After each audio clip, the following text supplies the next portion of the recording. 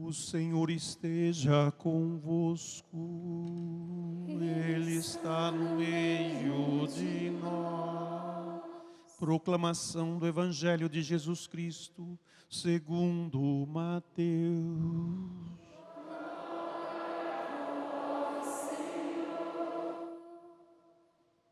Naquele tempo, Jesus foi à região de Cesareia de Filipe, e ali perguntou aos seus discípulos: quem dizem os homens ser o Filho do Homem? Eles responderam: alguns dizem que é João Batista, outros que é Elias, outros ainda que é Jeremias, ou algum dos profetas. Então Jesus lhes perguntou: e vós? Quem dizeis que eu sou? Simão Pedro respondeu: tu és o Messias, o Filho do Deus vivo. Respondendo, Jesus lhe disse: feliz és tu, Simão, filho de Jonas, porque não foi um ser humano que te revelou isso, mas o meu Pai que está no céu. Por isso eu te digo que tu és Pedro, e sobre esta pedra construirei a minha igreja, e o poder do inferno nunca poderá vencê-la. Eu te darei as chaves do reino dos céus. Tudo o que tu ligares na terra será ligado nos céus. Tudo o que tu desligares na terra será desligado nos céus. Palavra da salvação. Glória a vós, Senhor. Que as palavras do Santo Evangelho perdoem os nossos pecados. Amém.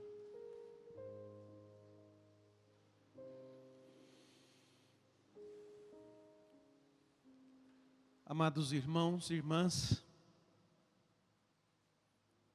essa festa de hoje nos traz uma alegria muito grande ao coração.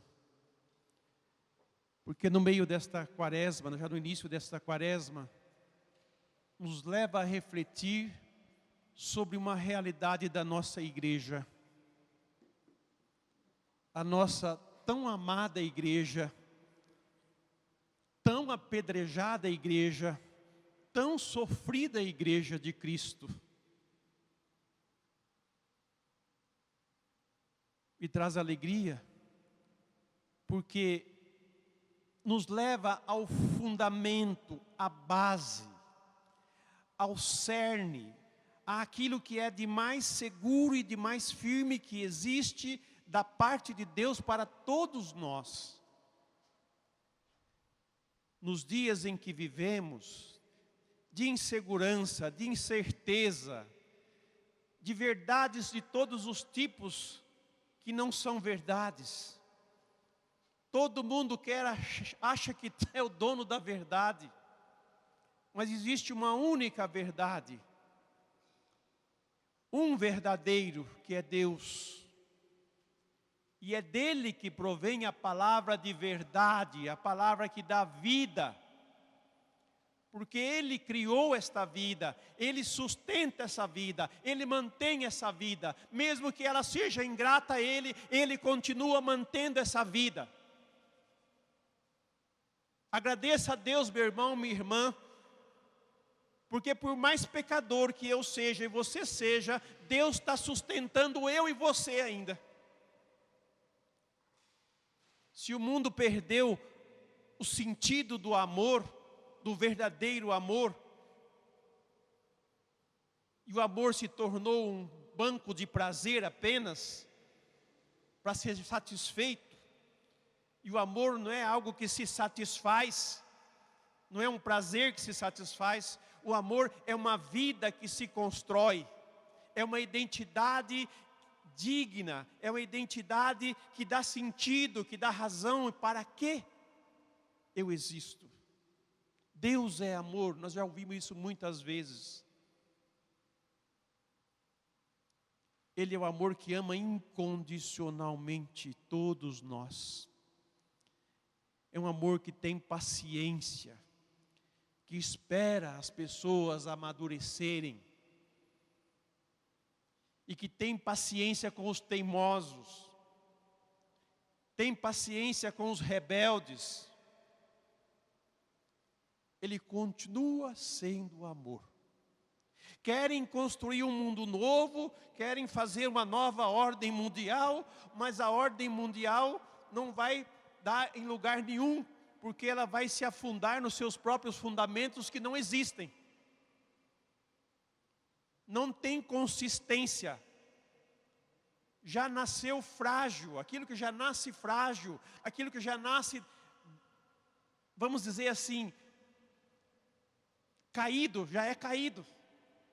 Porque o diabo já é caído desde o princípio, desde quando ele se rebelou a Deus. E mesmo que ele diga que esse mundo é dele, que ele reina nesse mundo, mas Deus está aqui.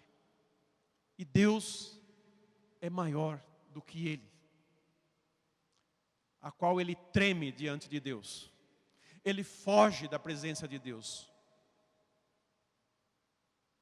Mas o interesse dele é destruir os filhos de Deus. Por isso ele armou toda essa teia de coisas para colocar o mundo num caos e levar o homem a perder-se. Mas nós cristãos jamais devemos nos deixar iludir por essa trama. Por isso é importante que nós conheçamos o fundamento da nossa fé, a base da nossa fé, o que sustenta a nossa fé, porque é pela nossa fé que nós vamos ser salvos. Assim Jesus no seu ministério, a cada pessoa que lhe curava, tua fé te salvou, mulher grande é a tua fé. Não foi assim? Crês que eu posso fazer isso? A fé é um dom sobrenatural que é infuso em nós, que é colocado em nós. Como Jesus disse para Pedro, que é o que eu quero agora partilhar um pouco com vocês. Essa região de Cesareia de Filipe, um lugar retirado, com os discípulos. Primeiro, Jesus pergunta para os discípulos, o que os homens andam dizendo sobre mim? O que as pessoas pensam de mim? Se Jesus fizesse essa pergunta hoje para você, né? Para você, o que as pessoas dizem de Jesus por aí? O que eles acham que Jesus é? Eu tenho certeza que muitos de vocês já ouviram muita coisa, não ouviram? Coisas boas e coisas não muito boas também. Então, meus irmãos e irmãs, nós estamos longe do tempo dos discípulos. O que andam dizendo? Como o ambiente em que Jesus pergunta aos discípulos é um ambiente religioso, o povo escolhido de Deus, eles aguardavam a vinda do Messias, então as opiniões diversificavam, né? Uns dizem que é Jeremias, uns dizem que é João Batista, outro diz que é Elias, outro diz que é algum dos profetas que ressuscitou. Eles não sabiam ainda identificar quem era Jesus. Estavam ainda na penumbra, né? Não enxergavam com clareza. E aí Jesus pergunta para eles, que caminharam com Ele, que viveram uma vida de discipulado com Ele, junto com Ele. Dormiam juntos, caminhavam juntos, os discípulos viam Ele pregar, os discípulos viam Ele realizar os sinais. Quantos diálogos Jesus não teve com eles sozinhos, na imensidão do deserto, naquele silêncio, quase que falando ao coração, mais do que aos ouvidos. De forma que Pedro e os apóstolos já estavam impregnados, vou dizer assim, de uma certeza, que nada tirava deles essa certeza. Por isso, quando Jesus se volta e pergunta para eles, e vós, quem dizeis que eu sou? Quem eu sou para vocês? E Pedro, respondendo pelos 12, porque Pedro, ele tinha uma companhia de pesca. E ele foi chamado para ser discípulo de Jesus. Então, no meio do grupo dos discípulos, Pedro era o chefe. Vamos dizer assim, entre aspas, né? Pedro era uma pessoa, né, de liderança.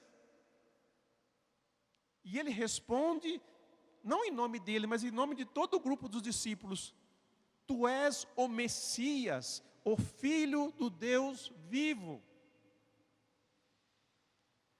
Uma dificuldade que os em torno de Jesus, os sacerdotes, os homens do templo, não conseguiam identificar Deus neles. Não conseguiam identificar nele o Messias, porque estavam presos em arquétipos, em mentalidades, em ideias próprias deles. Por isso eles não conseguiam eles enxergavam, mas não queriam enxergar, porque se enxergasse, eles tinham que renunciar àquele modo de pensar, deixar de ser daquele jeito que eles eram. É o que acontece muitas vezes conosco. Nós sabemos o que é a verdade, nós sabemos o que Deus quer, mas nós resistimos a obedecer a Deus, para não ter que dar explicação para os outros por que nós deixamos de fazer isso, para não ser chamado de bobinho, ou de rato de igreja, ou de papa-hóstia. Quantas vezes nós sabemos qual é a vontade de Deus, sabemos quem é Deus, mas ainda estamos com um pezinho atrás. Os discípulos não tinham dúvida nenhuma. Tu és o Messias, o prometido de Deus, o Filho de Deus. Os que tinham dificuldade de ver nele um homem, o Filho de Deus, o Messias, os discípulos veem com clareza. E agora preste atenção. Preste muita atenção na resposta que Jesus dá a Pedro. Respondendo, Jesus lhe disse: Feliz és tu, Simão, filho de Jonas, porque não foi um ser humano que te revelou isso. O que eu acabei de ler? O que eu acabei de ler? Não foi um ser humano que revelou a Pedro que Jesus é o Messias, o Filho de Deus. Então, fique de orelha em pé, porque qualquer pessoa que queira emitir uma opinião sobre Jesus, que não seja seguidor dele, não escute. Não escute. Palavra humana, não foi um homem que revelou para Pedro que ele é o Messias, mas o meu Pai que está nos céus. É Deus Pai quem revela a nós o seu Filho. Por isso que o crente é aquele que caminha com Deus, que busca a Deus, que deseja a Deus, que deseja conhecê-lo, e Ele vai nos levar para Cristo, e em Cristo Ele vai mostrar quem Ele é. Foi o Pai que revelou para Pedro que Jesus é o Messias, o Cristo de Deus. Por isso, qualquer opinião de qualquer boca que saia a respeito de Jesus, a respeito da sua pessoa, da sua missão e de tudo o que Ele fez, não confie. Mas confie naquilo que Deus revelou, naquilo que Deus te deu a conhecer para nós. Por isso, eu te digo que tu és Pedro, e sobre esta pedra construí minha igreja. Quer dizer, sobre esta profissão de fé de Pedro, que a igreja foi construída. Não é sobre a pessoa de Pedro, mas sobre a profissão de fé de Pedro. As duas coisas estão juntas. A pessoa de Pedro e a profissão de fé dele. Mas Pedro também é revestido de fragilidade. Tanto que ele negou Jesus, tanto que ele foi dar conselho para Jesus: para de pensar nessas coisas, quando ele falou que ia morrer, que ia padecer tudo, para de pensar nessas coisas, Senhor, seja longe isso de você, né? E Jesus vai dizer: afasta de mim, Satanás, Isso é uma pedra de tropeço. Mas tudo isso, meus irmãos, que aconteceu com Pedro, foi para a maturidade dele, foi para a conversão de Pedro. Como nós também somos constantemente advertidos por Deus, e se nós nos deixarmos ser formados por Ele, nós vamos atingindo a maturidade de fé. E quando a gente atinge a maturidade de fé, nada mais rouba a nossa fé. Nem palavra alguma, nem escândalo algum, nem pecado algum, seja de quem for, não tira mais a minha fé. Porque é uma fé revelada por Deus, não é por homem. O homem tem sim a missão de ser profeta, de anunciar. Por isso Deus escolheu os profetas, Deus escolheu os homens para cuidar da sua igreja. Escolheu os 12 apóstolos, tinha os 72 discípulos dele. Tinha muita gente que foi formada na escola de Jesus e que nós hoje também devemos ser formados na mesma escola de Jesus. Nos deixarmos ser discípulos de Jesus para nós conhecermos o Pai. E quando nós formos interrogados na nossa fé, quando nós formos questionados na nossa fé, nós temos uma resposta clara, livre, firme, para dar. Esse é o nosso testemunho diante do mundo, que nos rodeia como um leão raivoso querendo devorar e nos tirar da nossa fé e roubar a nossa fé. E sobre esta pedra eu vou construir a igreja, e o poder do inferno nunca poderá vencê-la. O poder do inferno nunca poderá vencer a igreja. O diabo jogou muita sujeira na igreja nesses últimos tempos, por causa dos pecados desse ou daquele. E feliz daquele que permaneceu na sua igreja, e com muita compaixão e misericórdia rezou pela conversão desse irmão ou dessa irmã que foi causa de escândalo. Eu diria, é um bem-aventurado quem faz isso. Mas quem fez o contrário, arrepende-se do que fez. Porque você não contribuiu em nada. Apenas respondeu à proposta do mal, jogando mais sujeira ainda em cima do que ele já jogou. Fiquem espertos, fiquem espertos. Os dias que nós estamos vivendo não são dias fáceis. Pensa no que vai falar. Escuta bem as coisas, né? No meio do jornalismo diz, procure as fontes, procure a verdade. O que é verdade? Não saia falando qualquer coisa, não saia reproduzindo qualquer coisa. Eu acho que é hora de a gente silenciar, parar de dar ouvidos a falsos profetas, parar de dar ouvidos àqueles que gostam de fazer barulho, confundir, do que aqueles que querem construir. Tem muitos destrutores neste mundo e poucos construtores. Ou melhor, estão sufocando aqueles que querem construir um mundo melhor, um homem melhor. E sobretudo querem destruir a Deus e a todos aqueles que nele creem. Então guardem bem isto, o poder do inferno nunca poderá vencê-la, e eu te darei as chaves do reino dos céus, e tudo que tu ligares na terra será ligado no céu, tudo que tu desligares na terra será desligado nos céus. Deus confia no homem frágil. Deus confia no homem frágil. Mas Ele jamais abandona o homem frágil. Ele caminha junto com o homem frágil. Por isso, Ele escolheu 12 apóstolos, para que depois da sua partida, eles fossem no mundo a presença do próprio Cristo.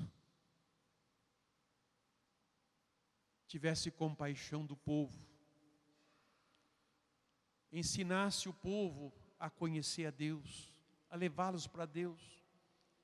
Essa é a nossa missão de batizado, e essa é a nossa vocação Canção Nova, de levar as pessoas a ter um encontro com Jesus, e encontrando com Jesus, encontram com o Pai, encontrando com o Pai, eles são cheios do Espírito Santo, e começam a viver uma vida nova, não mais aquela vida do mundo, não mais o pensamento do mundo, mas o pensamento dos filhos de Deus no meio desse mundo, que são livres, para ir e vir, mas sabem quem crê, sabe por que crê, não tem dúvida nenhuma, não tem medo nenhum, seja lá o que for que venha a aparecer.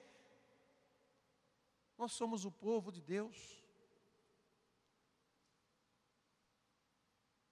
Nós não estamos sozinhos. Ele tem os seus pastores, que a igreja com muito carinho tem esse amor ao Santo Padre, tão atacado.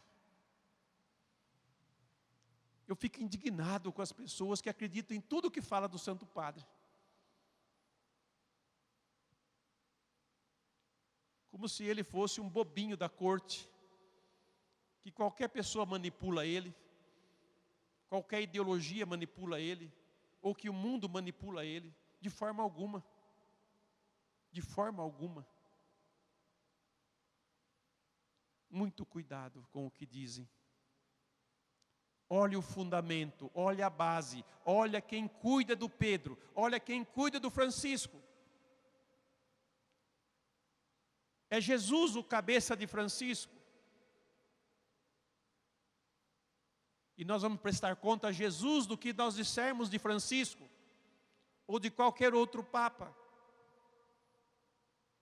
Porque eles têm um compromisso com Jesus de manter íntegro por todos os tempos o Santo Evangelho, o ensinamento da igreja, a fé em Deus. Eles têm esse compromisso, como nós temos nosso compromisso de batismo, e nós vivemos o nosso compromisso de batismo.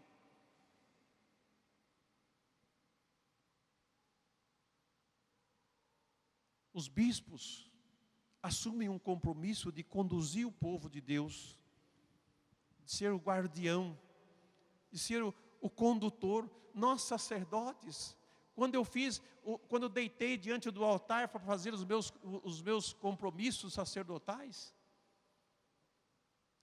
eu vou prestar conta dos compromissos sacerdotais que eu fiz diante de Deus, de anunciar o Evangelho, de ser o Evangelho vivo, sabe, de levar as pessoas a Deus, de ouvir as confissões, de educar, de formar, de conduzir, pastoreio. E mesmo que o pastor de vocês, o sacerdote de vocês, ou seja quem for, seja uma pessoa frágil, unam-se em torno dele, rezem por ele, como aquela comunidade rezou por Pedro quando ele estava na prisão. O seu sacerdote pode estar em outra prisão, uma prisão de pecado, ou de dificuldade, ou de fragilidade. Reúnem em torno dele, rezem como igreja por este sacerdote. Nós precisamos de cristãos com essa têmpera, de não difamar os ministros de Deus, mas interceder a Deus por eles. Jesus orou por Pedro para que ele mantesse firme e confirmasse a sua fé. Sim, Jesus orou por Pedro, para que Pedro não se cambaleasse, vou dizer assim. Rezem pelos nossos bispos, pelos nossos sacerdotes. Reze por Dom Odilo, aqui da Diocese de São Paulo, seus bispos auxiliares, Dom Edgar, que é bispo desta eparquia maronita. Rezem por seus sacerdotes. Rezem por eles. E não mais compactuem com nenhuma palavra que venha difamar a santidade da igreja. A santidade de Deus, porque essa igreja é de Deus. Não é nossa, não é minha, não é do Papa Francisco, não é do Dom Odilo. Essa igreja não é minha, é de Cristo. E tanto eu quanto os pastores da igreja foram designados por Cristo para dar o alimento do tempo certo, na hora certa, e conduzir esse rebanho que é de Cristo, não é meu. Por isso eu não posso tomar posse de nada, nem de ninguém. Eu tenho que ser livre e deixar as pessoas livres para seguir Jesus. E libertá-las em Cristo Jesus. Essa é a nossa missão. Por isso que a leitura que nós ouvimos primeira, vai dizer sobre isso daí. Eu exorto aos presbíteros que estão entre vós. Eu, presbítero, a palavra presbítero aqui é aquele que preside a assembleia, como eu estou presidindo hoje essa assembleia. Enquanto eu estou presidindo, eu sou um presbítero. Mas fora daqui eu sou o padre, um pai espiritual que cuida, que alimenta, que dá os meios para a comunidade crescer. Então exorto aos presbíteros que estão entre vós, eu presbítero como eles, testemunha dos sofrimentos de Cristo e participantes da glória que será revelada. Sede pastores do rebanho de Deus confiado a vós, cuidai dele, não por coação, mas de coração generoso, não por torpe ganância de poder e de uma série de coisas, mas livremente, não como dominadores daqueles que foram confiados, mas antes como modelo do rebanho.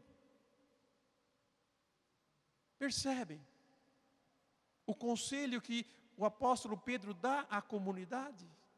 Assim, quando aparecer o pastor supremo, que é Cristo, recebereis a coroa permanente da glória.